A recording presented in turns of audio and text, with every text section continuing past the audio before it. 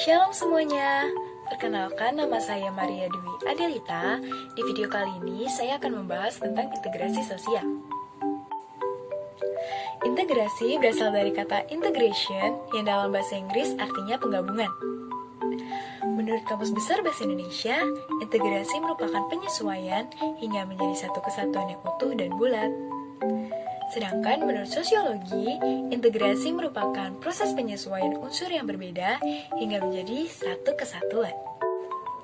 Ada 3 bentuk integrasi sosial. Yang pertama ada integrasi normatif, di mana integrasi ini terjadi akibat adanya norma-norma yang berlaku dalam masyarakat.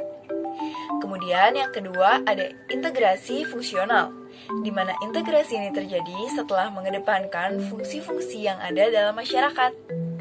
Dan yang terakhir ada integrasi koersif, di mana integrasi ini timbul karena kekuasaan yang dimiliki oleh penguasa.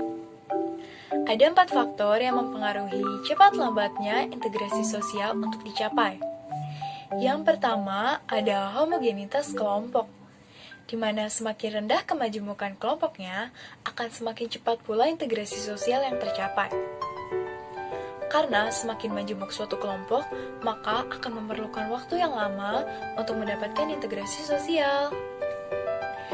Yang kedua, ada besar kecilnya suatu kelompok, di mana semakin kecil suatu kelompok, semakin rendah juga kemajemukannya, maka integrasi sosial akan mudah untuk dicapai.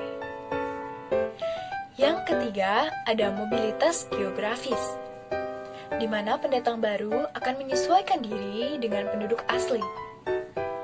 Banyaknya orang yang berpergian keluar masuk suatu daerah akan memperlambat jalannya integrasi sosial.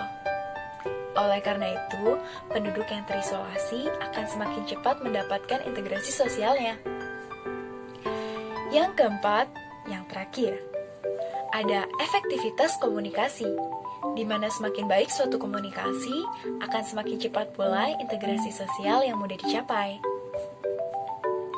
Proses integrasi sosial terbagi menjadi 2. Yang pertama, ada asimilasi.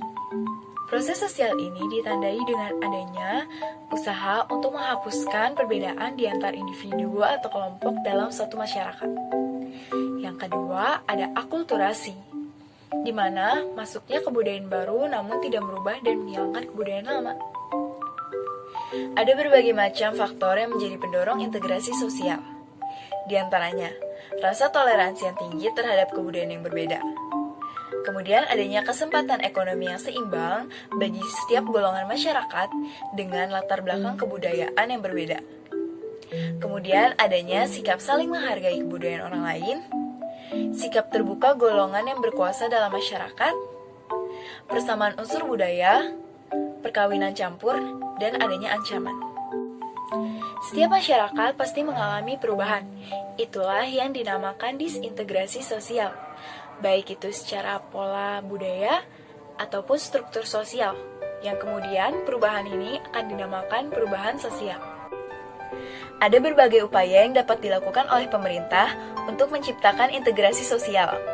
Di antaranya, melakukan perpindahan dan pemerataan penduduk secara terprogram, membuka daerah-daerah yang terisolir dengan melakukan pembangunan infrastruktur, menerapkan otonomi daerah, pemerataan pendidikan, dan pemerataan pembangunan hingga ke daerah pelosok-pelosok.